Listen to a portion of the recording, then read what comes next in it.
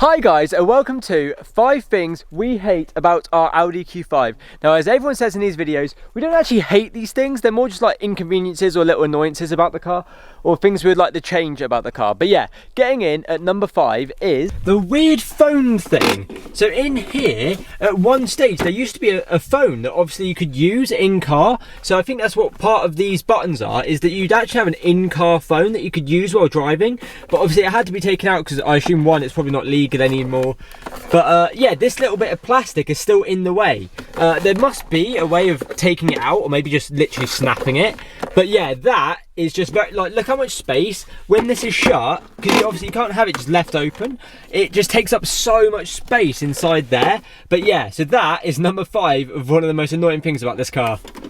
Number 4, coming to the front of the car, is how many bugs it kills, which is obviously something all cars do, but as we've both have hatchbacks and estate cars in the past, you don't realise the sheer mass of like an Audi Q5. It's so big and it kills so many bugs, which means like whenever we drive anywhere, I'm having to clean it constantly because it just kills so many, like especially the windscreen, like it's so massive and wide, and like this massive bonnet absolutely collects bugs. Like look at the absolute state of that. So like bug remover is a massive must at the moment, and it's something, yeah, yet again, we didn't really think of when you buy a car like this, but yeah, it kills so many bugs. Like whenever we go for a drive, like both of us in both cars, like I'm in the Leo and she's in the Audi, this will kill so many more bugs just by its sheer mass than my car. So yeah, that is something that it's not like obviously massively annoying. You just have to clean the car and make sure you do a bit more of a thorough job. But yeah, the fact that it kills so many more bugs, and obviously they get like ingrained in the paint, so you need like bug removal, is an absolute nightmare. Number 3 of the things we hate about this car is the wheels. Now yet again, I've said like in the previous post about this car when we first got it, it's not that I dislike these wheels, but you know, in the grand scheme of things, they are simple, they're a bit plain, you know, they're a bit boring. I actually quite like them. But in the list of things that I actually hate about this car, I would change the wheels. I would get more interesting wheels, maybe slightly bigger wheels, slightly nicer wheels, maybe like a nice different colour. But yeah, unfortunately the wheels are, you know, a bit bland, but I still actually do like them. But yeah, yet again, in the list of things that we hate about this car, the wheels would definitely go on the list. The second worst thing about this car is the mirrors. Now, mirrors, it's funny because when you're inside the car, they give you a massive wide profile of what's behind you, which is very, very good. However, they also act as a massive blind spot.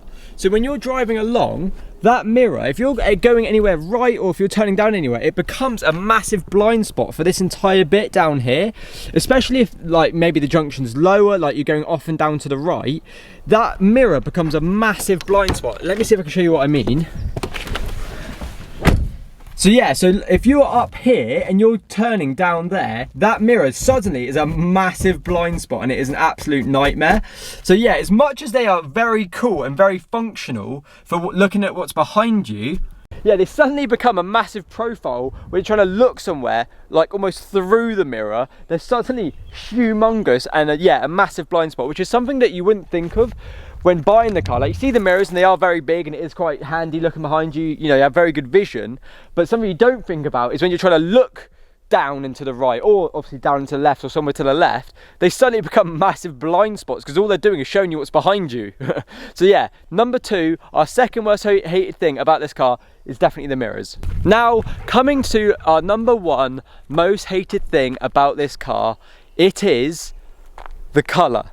Now don't get me wrong, we don't actually hate the colour, but considering of all the colours out there, it wouldn't have been our first choice. Silver is one of those colours that can look really good. Like this is what I would call a pure silver. So some silvers have like orange, blue, greens in them. I'd say this silver just has silver, like it's got very nice white bright metallic flakes, so when the sun hits it, it just looks very pristine and clean. So it does look really nice, and I actually do like the colour, especially with like little black accents. Like at the moment they're sort of plastic accents, but when you put little black accents, tint the windows, stuff like that, silver can look really smart and really good. But at the moment it just looks a bit plain, a bit boring, and there are some, and And Audi do some really good colours, like some really good blues and reds, and obviously their whites are very good.